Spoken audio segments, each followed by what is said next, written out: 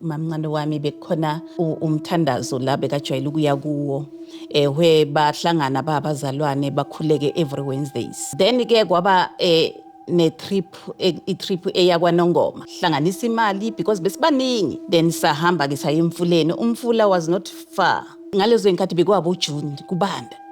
Asifika lapho ngithi mina angeni, kusho ukuthi nje ngithi ngifaka inyawo lapha emanzini ngizwe nje inyawo lami ngathi liyahlephuka the way amanzi beyabanda ngakhona. Babafaka abantu ne ngisathi ngibhizi lapho ngezwe manje kuqhamuka ivoice yakhuluma nami.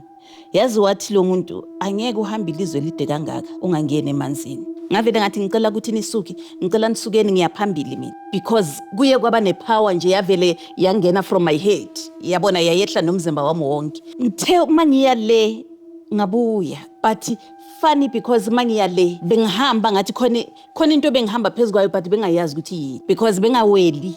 Bengihamba phezulu, I was tapping on top of the water ne mangithepha kanjalo abantu babaleka bonke bagijima bayoma phezulu etabeni babukela abantu bayahleka bangishayela izandla as if ngathi babona something great. Ngavele ngeza umoya oshisayo oyenza so ngathi cyclone wenza so ngaphansi kweroko bekiligqokile. Lo moya lo blowa ngaphansi kwengubo ufuthi ingubo ibe ngaka bese uyangilifta ungisa phezulu. So bona in return bona bathi bebezwa mina bathi bengikhuluma nje ngedada. Bathi umlomo wami ukuthi but there was a language ebeyiphuma lapha bangayizwa ukuthi ngithini.